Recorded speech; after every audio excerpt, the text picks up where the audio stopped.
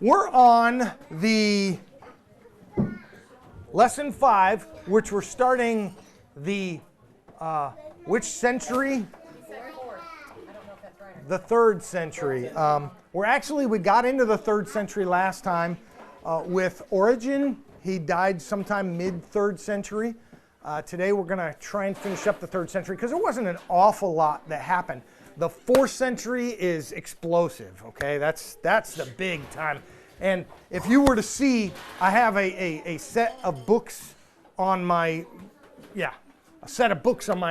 that's not my library, but in my library that the early church fathers, it's put into the Ante-Nicene, which is before Nicaea, and then the Nicene, which is that 1 century, and then the post-Nicaea. And the volumes of literature that explode upon Nicaea, because now they're free to do so, and their books aren't getting burned, and they're not getting martyred everywhere, right, is tremendous. So it's a whole different experience once you get to that point. And that's where it's really going to be difficult to say, what do I discuss and what do I not? You know, there's a lot to it. Okay, but we are in the 3rd century. We're just going to quick run through the same things before in case there's anybody that wasn't here, and I think I can pretty much drop this stuff. But we're still in the early church segment until 4:30, which is coming up next week, maybe the week following, or we might get to it anyway and get into the medieval church. Then the Reformation, of course, and the modern church. So we are still in the early church going up to AD 430. We're in the middle of the 3rd century, somewhere around 250 or so. There's a lot of interesting things that happen in the 3rd century, even in the secular world. One of my favorites, and I'll point out one secular thing that happened in the mid-3rd century, about 260 or so, was the invention of the game chess. Yeah, 3rd century, chess. I love chess. Because I'm so good at it now. I do love playing it though, and that's a cool fact. Just so you know, if you think you're good at chess, you just haven't met other people who are really good at chess. It was invented in Persia, actually, called a completely different name. Okay. So our outline, and we have 2 different schools going on at this point. School of Alexandria, we discussed last week with Origen, Clement of Alexandria, the School of Antioch, and they emphasize different things. Origen was very, as I say here, allegorical in his interpretations, and then the other school, Nestorius and some others, that taught a more straight line, literal interpretation of the Bible. Guess what?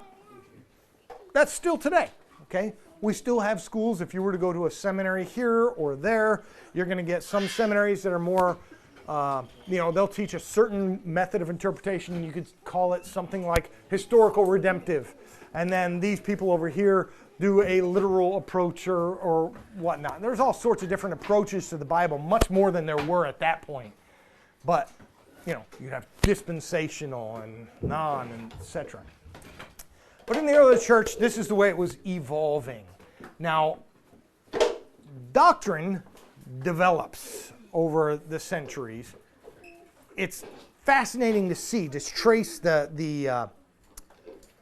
development of the various doctrines throughout, and to see how sometimes they just kind of explode onto the scene, and others slowly go along. Many of them are coalesce over time, and they just keep building and building and building.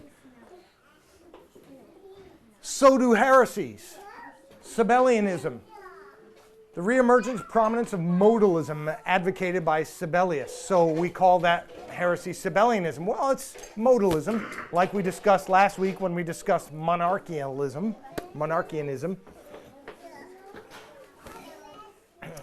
The 3 modes view. Now, why do I bring this up? Because it's going to be very important going into the 4th century when these various viewpoints, the ones by Praxeus, you remember we discussed last time when we talked about Tertullian, how he was the first one to record the word Trinity and defend the doctrine hundreds of years before Dan Brown wrote his book. And it was Dan Brown wrote his book, and I can't remember what it was called still. But that heresy shows its... We discussed that last week. We're not going to dive into it again. It's basically the same thing, modalism, that we spoke about. Another heresy pops up, Manichaeism. Manichaeism. That is an interesting one. That came out of Persia with a guy. We're going to get a little bit into it and discuss it just so that you're aware of it, but it's not something you really need to be super involved with. It's another Gnostic heresy, but it involves somebody in church history that you will know. So we got to know about that. And then Cyprian. Cyprian, we're going to be talking about him today, and the Decian persecution as well as further persecutions on the church. We're going to start off with this gentleman, Cyprian. And in discussing Cyprian, we're going to see a guy that, he was a bishop of Carthage, of course. Died in 258, we know specifically. Usually when we know specifically the date of one of the early church fathers, the date of their death, usually it's because of martyrdom. And here in this case is the same thing, okay? Cyprian was an outlier from some of the others. He defends some doctrines that we hold dear today, but he's also kind of he was a controversial figure in that time because of some... We as a church body, when something happens in the church, we have to figure out, oh my goodness, how are we going to deal with this, Dave? What this people over here are saying this or that, and we've got to think through the various doctrinal difficulties that are presented in real life. Sometimes it's not. Sometimes it's a life event which gives us that difficulty that we have to come up with, and we have to use Christian wisdom and figure it out, how we're going to deal with it. Well, that's been the same through church history. Cyprian had to deal with that, and I'll tell you why. Cyprian, when he was a bishop for 1 year when the Decian persecution started. Now, Roman persecution took on a different mode. So, in the early centuries, it was more or less, they just were kind of annoyed with Christians and would do various persecutions here and there against Christians. Well, they kind of learned, due to the numerous Christians that died in the Colosseum and such, how it spread the church, that they decided to take a different tactics. So the tactics that the later persecutions took was directed against the church leaders. Okay? So they started the same Christian persecution, but they would always go after the church leaders this time. Decian was one of those. Valerian another. All the way up to the gentleman right before Nicaea, Domitian. 1 year after he became a bishop, the Decian persecution began. And there was a question that arose due to a practical necessity in the church. There were bishops being killed all over the place. And Cyprian hid. Cyprian hid. Him and some of his followers went and hid. And he wrote letters to the church in hiding. Well, that brought up a massive controversy in the church. Was that right? Should he have hid himself from persecution? He was the leader of the church. He left his flock behind, and now he's just writing letters to them. What do you do in those cases? And then to make matters worse, you had other Christians who were suffering persecution, who would, under torture, a bishop or someone under torture, say, okay, all right, I'll I'll sprinkle your incense, or I'll say away with the atheists, or whatever. And then after the persecutions ended, they want to repent. They say, I know that was wrong. I hate that. What do you do? In the church, some of the people in the church said, no, they're out. They can never come back into the church. And then there were others that said, no. We have to embrace them somehow. They're repentant. They know what they did was wrong. We have to have some mechanism in the church to allow for people who are under duress. What do you do with that? Do we just put them into a special class of people? Do we keep them outside the church? All sorts of issues arose about this. And that's many controversies arose in the church, not the least of which was called the lapsed controversy. The lapsed.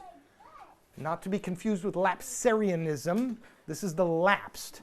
The lapsed are those who fell. Okay? They fell into, usually under severe persecution.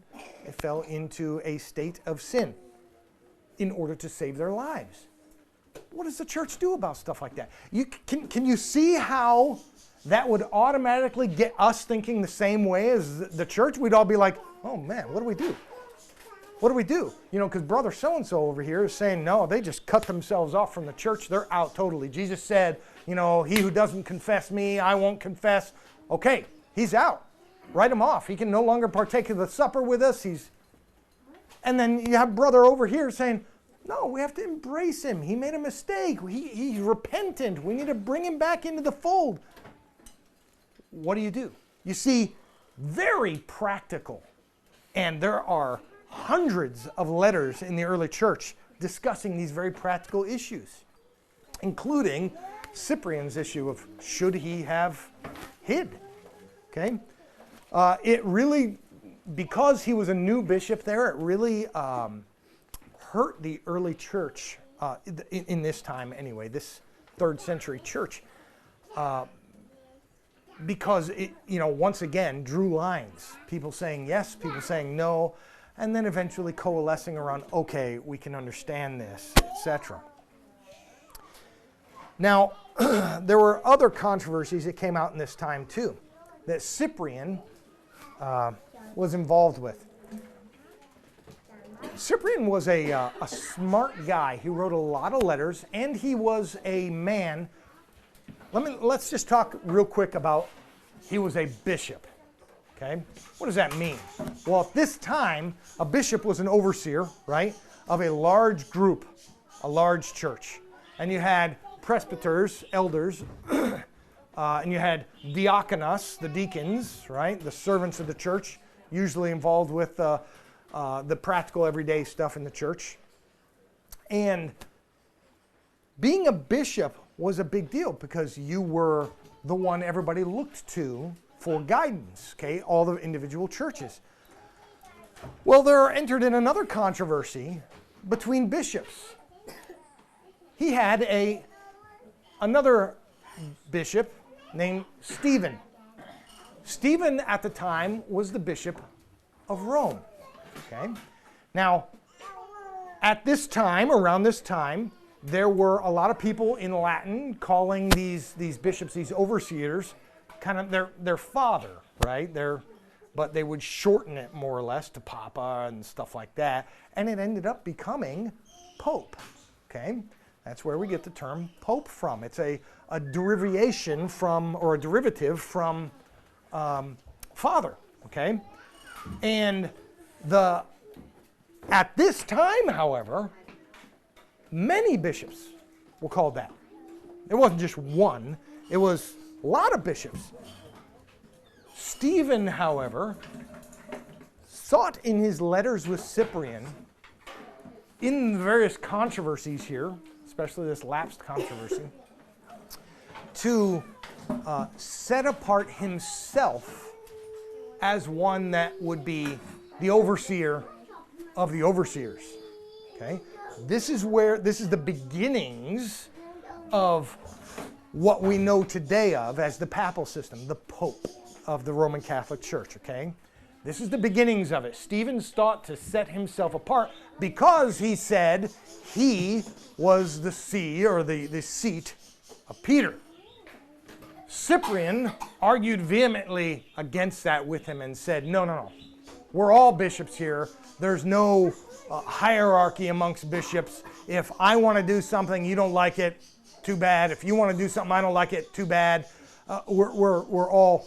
Now, doctrinally, we have to be unified around the confessions, the creeds, but other than that, you have no say over us, I have no say. It was a stark controversy between the two. But this was just the beginning of the controversy. But you can see, middle of the 3rd century. Now, we know the Pope today. We have a Pope, and believe me, there's a lot of history in this Pope thing, and a lot of really bad history, a lot of good history. There were a lot of good popes, right? But this is where it starts from, way back there. This is only, think about this, 160 years after the last apostle died, okay? And you've got already the beginnings of the papal system. We're going to discuss a little bit more about that and why that's important. And then Cyprian also, of course, 10 years later, suffered under Valerian. Another persecution, just like Decian. But this time, Cyprian didn't run, okay? So history records it basically that Cyprian learned his lesson, so to speak, But because it was only against the rulers of the church, Cyprian's entire congregation showed up at his martyrdom, all proclaiming they wanted to die with him. But they only killed Cyprian at that time, in 258, under Valerian. They sought, kind of like today. Did anybody see what happened up in Canada when the churches were worshiping up there? The Canadian authorities came in and who'd they arrest? The leaders of the church. They didn't arrest the individual congregation. They didn't round up hundreds of people. They went to the leaders of the church. There you go. They're behaving in that Roman persecution style, okay? They weren't persecuting every individual Christian, but the leaders to get those under them to do what's right. So, when you have a proper system in place, well, that's getting less historical, more doctrinal. We'll talk more about that. So, doctrinal development. We're going to talk about this. The doctrine, because right now in this 3rd century, we see some radical shifting, some radical changing. In the department of ecclesiology, who can tell me ecclesiology? You can. Ecclesia. Who can tell? Anybody else? Okay. It has to do with the church, the gathering out. That's right. The ecclesia is the called out ones. Okay, that's what we are. We're the church. And ecclesiology is the study of the church. So how did our ecclesiology progress in this time? It's an interesting progression because we've all seen in the Bible, we all know, we read the Bible and we see where it says bishop or overseer. We see where it talks about presbyters or elders. That's the Greek word, presbyteros, and diakonos, deacons, right? We see all that stuff. But right about this time in history, in that 250 area or so, we see something else coming along. The priest, okay?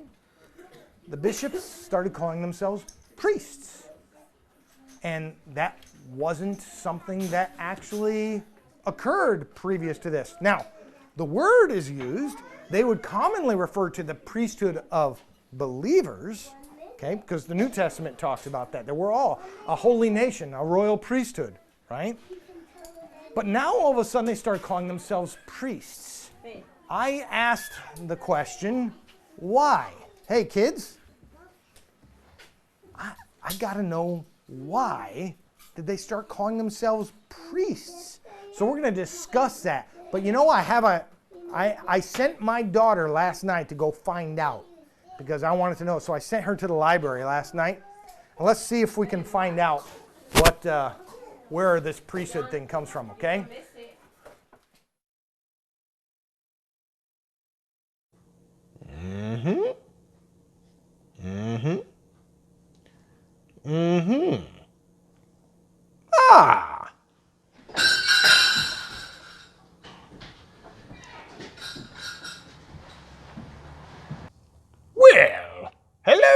Bonnie?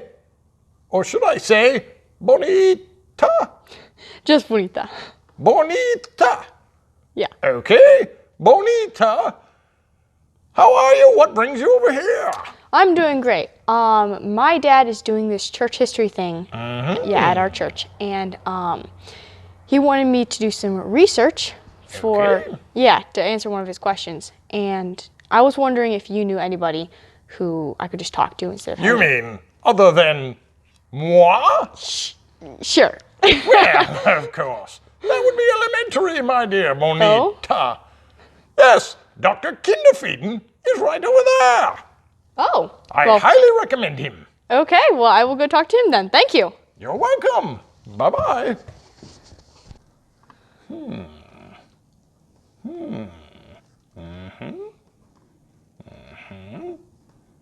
Very interesting. Dr. Kinfrieden? Tina Tipster? Oh, no, that's just a stage name. I'm Bonnie. Stage name? Bonnie? Or Bonita, depending on what you want. Okay. Well, Bonita, Bonnie, what can I do for you? Yeah, my dad is doing this church history class at our church, and he wanted me to do some research. So I have a question for you. Sehr gut. What is your question? So in the early church, you heard of people like deacons and elders, but you didn't hear about any priests. Why is that? Well, Bonita, the question is a good one, and the answer lies in the Bible. You see, Bonita, in the New Testament, the priesthood of the Old Testament is done away. It is eradicated.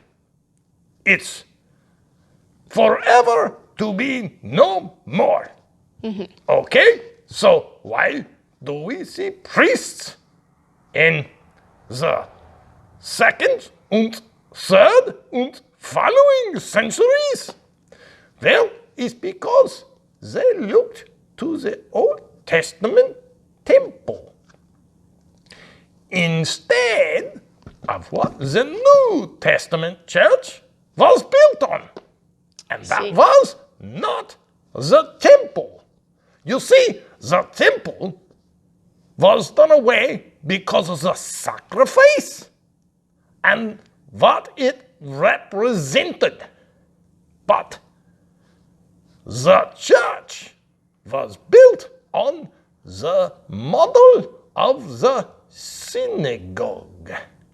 I see. Yes, yes. The synagogue just had elder men who led it. No priests. No, none of them. So, the New Testament church was built on the synagogue. And then, when the centuries wore on, they started to revert to think of the temple as something more than what it was. So they called themselves priests. I see. That clears up a lot. Thank you. Very good. I hope that helps. Oh, it did. I'll have to go tell my dad now. Okay, sehr gut, sehr gut. Thank you. Okay. Bye-bye, Bonita. Bye, Doctor.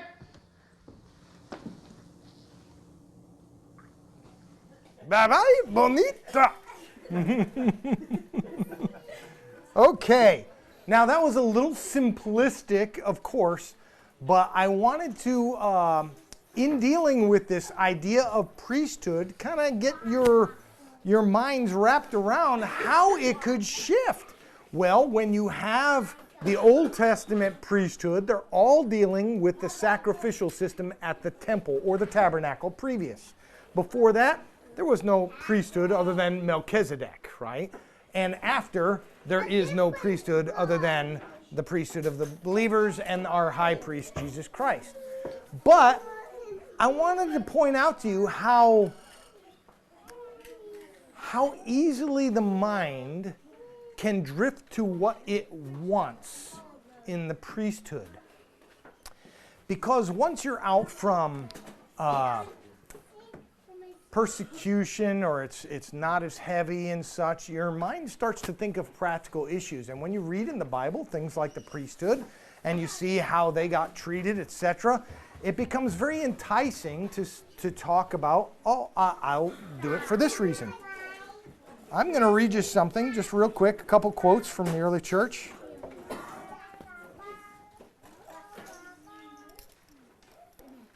This is not the only reason. It's very complicated and much more involved. But I do want you to think, what does priesthood involve? Okay? And when we talk about a clergy, how does a clergy go from, you remember we read Justin Martyr when he talked about the early church, and he just said, oh, we gather, and the president of our gathering, he will pass out the bread and the wine as such. Nothing about a priesthood or anything like that. Elders, bishops, whatever. Listen to this. Justin Martyr said, the wealthy, in that same passage that I was just talking to you about, he said, the wealthy among us help the needy. As for the persons who are prosperous and willing, they give what each thinks. And they pass around a basket, and people will give what they want. Irenaeus said in 180, instead of the law commanding the giving of tithes, he taught us to share all our possessions with the poor. Okay? That we're to share everything. That's Jesus. And it went from that to this. A little bit after this time, it's called the Apostolic Constitutions. Give to the priest those things that are due him. The first fruits and your threshing floor and your winepress. Let the bishop use as a man of God those tithes of first fruits that are given according to the command of God. Let him dispense of it in the freewill offerings that are brought to the poor. The Apostolic Constitutions. Now, I bring that up just to show how things changed just in 100 years because it became a profession. Okay? Eldership became a profession. And when it became a professional role, you needed support. So what did they look for in support? The priesthood. They were supported. Oh yeah, the church should support like that. Never mind that the New Testament did away with all of that. It didn't matter. They applied all the priesthood benefits, etc., to themselves as the professional class. Okay, now, what did I point out in that video? The New Testament church was not built upon the hierarchy of the temple. The New Testament church was built upon the model of the synagogue. Okay, the synagogue at that time, you remember when Jesus went to the synagogue and they said, oh, read for us, and he opened up the scroll and read to them, right? That's because all men who were in good standing, who were all men who were qualified, were able to read in the church, and there were certain elders of the church that oversaw bishops, okay, overseers, presbyters, elders. That model is what the church adopted. That's what we see in the book of Acts. That's what we see in the epistles, etc. The model of the synagogue, not the model of the temple where you have priests doing certain roles. Now that has been done away because there's no more sacrifice. We have our high priest already who's done it all, and we no longer need this priesthood. So the issue of tithes, well, in the New Testament it says, you have an offering to give what you wish. You want to give more, give more. You want to give whatever is on your heart. Okay? So, but when it comes to a priesthood, see, if you've got priests by necessity, you've got tithes. If you've got professional class, that's a necessity. And that's exactly what the early church was thinking. And of course, they have their various reasons for bringing it up and such. Let me see here. Now, another one, of course, is the doctrine of the Sabbath. That also develops along with the doctrine of the law. However, at this time, it was still about the same. They actually repudiated the idea of a Christian having a Sabbath. Okay, I'm going to read you many quotes all about the early church. They say, you Jews have your Sabbath. We worship on the Lord's Day, right? And that was the early church assessment. But later on, you're going to see even that doctrine change, particularly in the 16th and 17th century with the Puritans, okay? Particularly. But even before that, it changes where people start to talk about the Lord's Day, the first day of the week, as the, quote, Christian Sabbath. Well, it's very problematic. A lot of people use that term just because they just want to use the term and they're used to hearing it, and they don't really mean what most of the leaders of the church meant. But when you talk about the Sabbath and apply it to the first day of the week, it's very problematic. We'll get to that at some point in the future. But right now, this is doctrinal development over just 150 years, and already we've got a lot of different twists coming in. We also have other heresies. Now, we talked about Sabellianism and modalism, monarchialism. All those kind of refer to the same modalistic type of doctrinal heresy, that God is not three persons and yet one God, one divinity. No, he's one person, one divinity who disguises himself as a different person. The reason the early church rejected that, of course, is because the Bible teaches the opposite. You know, when Jesus prayed to the Father, he wasn't praying to himself, etc. Okay, so there's lots of different stuff we're going to get into. But you know, most of that we're going to get into when we talk about Nicaea, which is coming up here soon.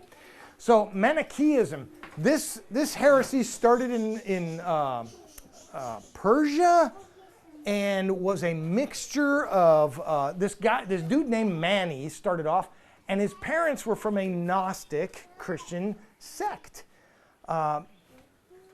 Gnosticism had permeated, we discussed this before, there were Gnostic Christian churches all over the place. Marcionite churches. Marcion by this time was kind of falling away, but other Gnostic heresies were springing up all over, not the least of which was Mani. Manichaeism. Interesting, a mix of Eastern religion and Christianity, bringing in the Buddhism and all that garbage, right?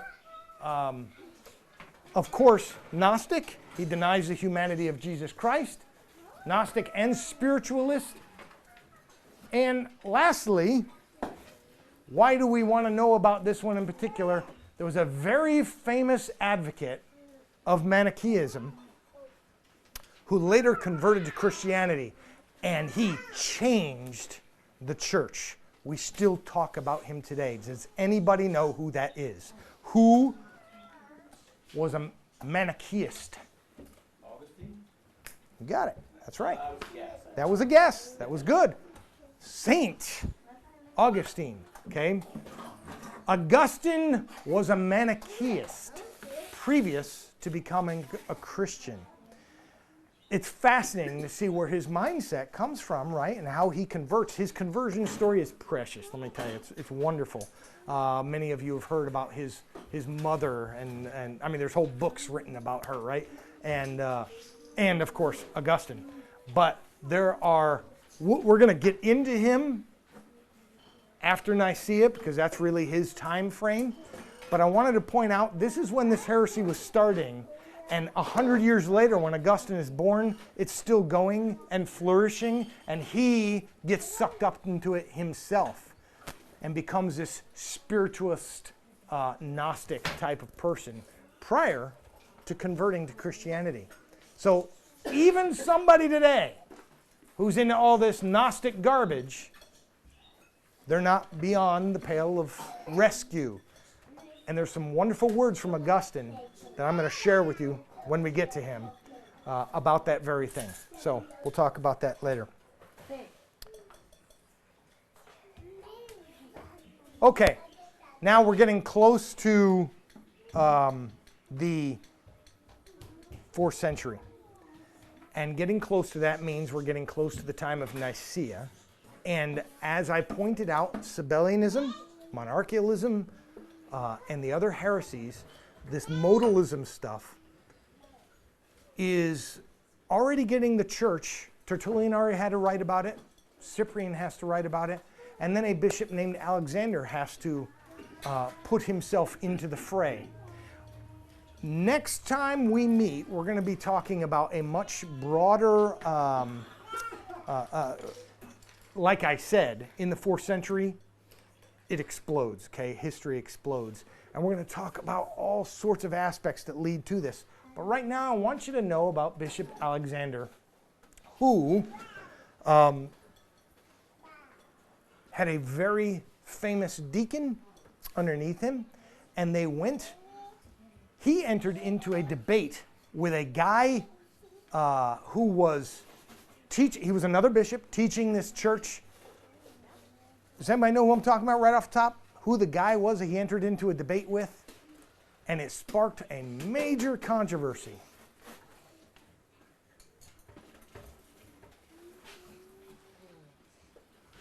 Anybody recognize that name? Arius. Okay? Arius. This is the end of the 3rd century. And Bishop Alexander, he's an elderly man, he's entering into debates with this other bishop named Arius. And Arius is leading a lot of people into some very good, pious Christian practices and such, but he's also leading them into a view of God, which, of course, by now the church has rejected Sabellianism.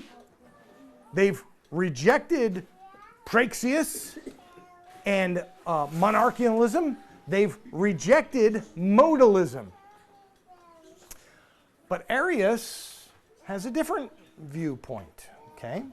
He's not willing to go to Sabellianism and be rejected by the church, but he comes up with a different viewpoint, and Alexander jumps on it, and it creates such a firestorm, such a large controversy in the church that you can see where Bishop Alexander died. Okay? 326. Anybody recognize the date or come close to it? 325. Anybody know that date? Okay, 325. Bishop Alexander died the year after the Council of Nicaea. Okay? He was the man who defended the doctrine of the Trinity to Constantine, to all the bishops there, against the man Arius. Okay? Very important figure in history, but we don't often remember him. Who does remember who the guy was that we remember as being the man against the world? So-and-so versus the world. He fought Arianism for almost a century. Anybody know the name? Famous name in the church, who we recognize as being the one who is against Arianism. Do you know? Anybody heard the name Athanasius? Okay, Athanasius. Athanasius was Bishop Alexander's deacon. And he is responsible, Athanasius, for the fact that we're not Arians today, okay?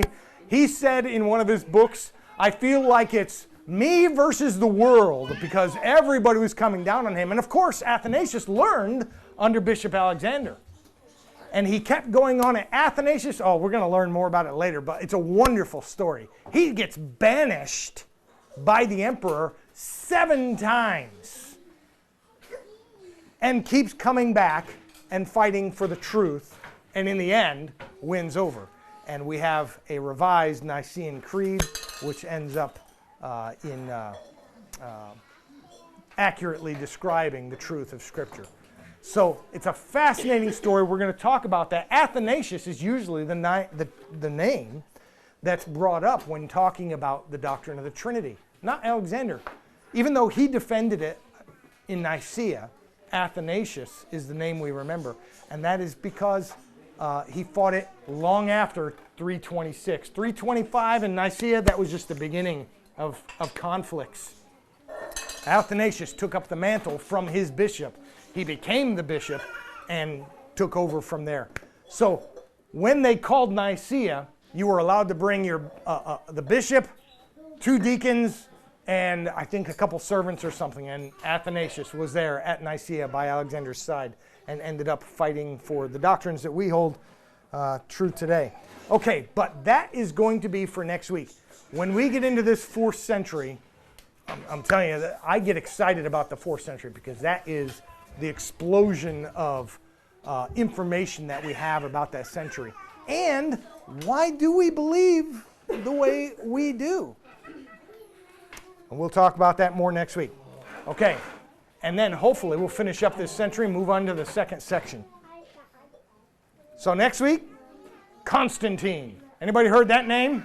Oh my goodness, is there controversy around that name? Constantine. Woo. To some, it's woo. To others, and I think we need to take a good holistic view at Constantine, and we will, because there's much to admire and much not. We're going to look at the Council of Nicaea, and we're going to look at Athanasius and how he changed the church and won the day in that day. It's a fascinating story. I look forward to telling it to you next week. Okay, that's all I had for today. You got a Question. question? 2 questions. Arius was the guy you said was doing, he believed a weird Yep. Trinity thing. Yep. Explain that. Yeah, I was going to next week, but I'll, just briefly, what you know of today. Anybody heard Arianism?